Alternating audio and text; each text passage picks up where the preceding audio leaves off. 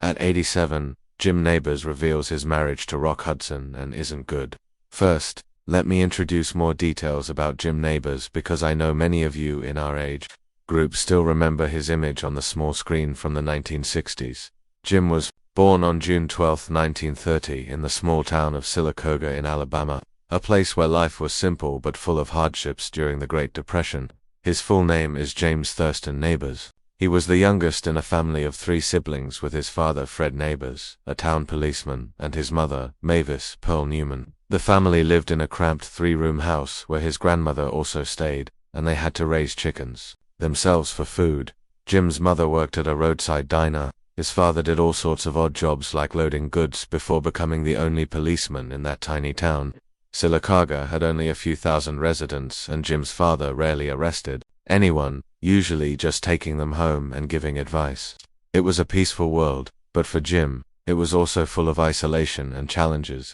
From a young age, Jim was different from his siblings. Severe asthma prevented him from running and playing outside like other kids. I can imagine the scene of young Jim sitting indoors, looking out the window with sad eyes, gasping for breath while his friends played happily. In those moments, he found joy at the local movie theater where grand Hollywood musical films like The Wizard of Oz or works by Fred Aire completely captivated him. His father, despite the family's hardships, always tried to find a way to give him a coin to go watch movies, a small gesture but full of love. Right, everyone.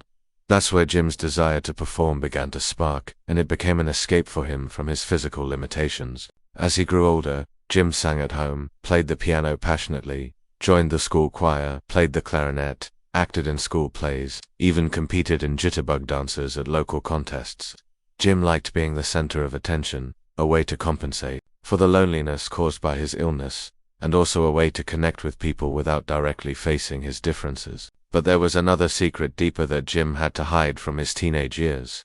From childhood, Jim realized he was gay. In the South, in the 1930s, 1940s, this was like a terrible curse. Homosexuality was considered a crime, an illness. People used electric shocks, brain surgery, even bizarre experiments like implanting monkey testicles to cure it. Thinking about this, my heart feels heavy with sympathy.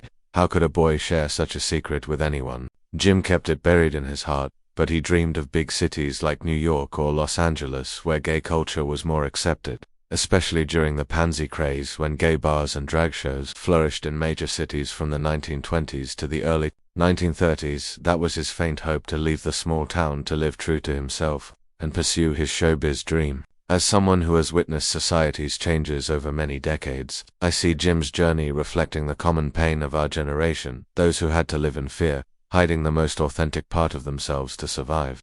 When he entered the University of Alabama, Jim chose to study business administration, a safe, practical choice, even though deep down his Hollywood dreams still burned. He joined Delta Tau Delta, an international fraternity, and began acting in small school plays. Jim still performed at local nightclubs, singing in comedy shows, even turning outings with friends into impromptu performances. For many gay people, like Jim, learning to be humorous or entertaining was a powerful self-defense weapon to make people love you instead of turning away or discriminating. After graduating, he decided to try his hand at showbiz, moving to New York to dream of Broadway. But his heavy Southern accent led to rejection after rejection in one audition. He wore clothes his mother sent from Alabama and was immediately kicked out for looking too Southern. Bitterly disappointed, he worked as a clerk at the United Nations, but even there, people didn't understand his accent, often mistaking it for other languages. Out of money, he returned to the South, working as a film editor for a local news station in Chattanooga with a meager salary of only $65 a week. His dreams seemed completely shattered, and Jim fell into depression, wondering if his life would forever be stuck in mundane jobs. But his asthma flared up even worse due to the humid weather in the South. Jim decided to head west, hearing that the dry air in California would be better for his health. He and his sister drove from Alabama to California, a long and exhausting journey, but also a turning point. When they reached Arizona, he pulled over by the roadside, tears streaming down because for the first time in his life, he could breathe deeply without pain. That was a life-changing moment, an emotion that I believe many of you have experienced when overcoming adversity to find new hope. Personally, when I think about this, I see it as symbolic of Jim's inner strength. Even though illness in society pushed him down, he still got up and moved forward. Arriving in Los Angeles in 1958, according to Wikipedia, but some other sources say 1959, Jim worked as a film editor at NBC, sending money home to support his family, a pearl necklace for his mother and sister, $100 for his father. Small gifts, but full of pride. They didn't know he was living in hardship in a cramped one-room apartment, sometimes skipping meals to save money. By day, he worked exhausting jobs. By night, he performed at Hollywood bars like the Horn, combining his humorous Southern accent with classical opera arias. His reputation gradually spread in the underground artist community. One night, he was invited to appear on The Steve Allen Show, the first host of The Tonight Show, who launched many famous comedians.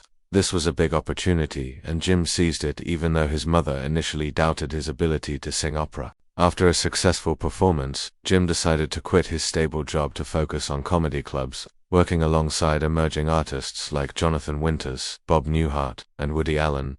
It was a tough but passionate period where Jim honed his skills and built his network. Then fate arrived unexpectedly. One evening at a Hollywood bar, Andy Griffith, the star of The Andy Griffith Show, was in the audience. Andy was looking to expand the cast for his show about a small southern town, and he saw Jim's southern accent and friendly personality as a perfect fit. They invited him to guest star in one episode as the gas station attendant Gummy Mapile. Jim was extremely worried as he was new to the professional scene, only performing small gigs and appearing on TV once. The Andy Griffith Show had 13 to 14 million viewers each week, a huge number at the time. It was the most popular show in America. This was a career-defining opportunity which could propel him to the top or push him into the abyss. On the first day of filming, Andy Griffith announced to the entire crew that Jim had no experience, so everyone should be patient, a warm gesture that Jim later always appreciated. The episode aired on Christmas 1962, and the audience loved Gummy. Immediately, the character, a naive, down-to-earth guy who always said Shazam and Gully, quickly became an icon. The producers made Jim a regular cast member, filming 5 more episodes that season and 17 the next.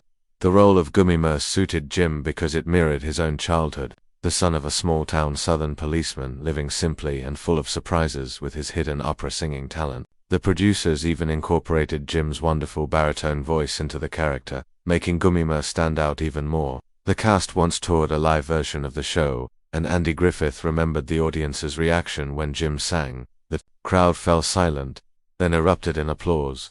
From a personal perspective, I see this role not only as a career turning point, but also as a way for Jim to express his authentic self through art, even though he had to hide his private life. Although the audience loved him, behind the scenes, not everyone was kind. With close friends, Jim was open about being gay, not pretending to date women to fool the public. This led to unwanted attention and malicious whispers. In the 1960s, before the Stonewall movement in 1969, homosexuals were routinely arrested like criminals. In Los Angeles, though more tolerant than the South, gay people could lose jobs, homes, be downed by family. As a national star, Jim was scrutinized even more intensely. Gay actors who were outed often had no work left, like William Haynes, who was banned from films for refusing to hide, or Rock Hudson, who had to fake marry his secretary Phyllis Gates from 1955 to 1958 to deny rumors.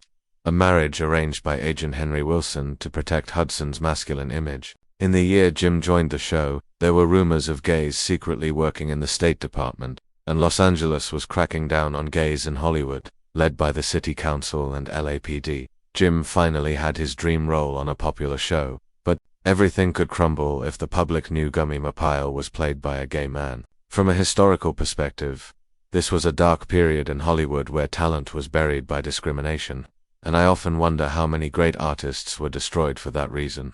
Carol Burnett, a close friend whom Jim met early when he first arrived in Los Angeles through a joint performance, later became a major support.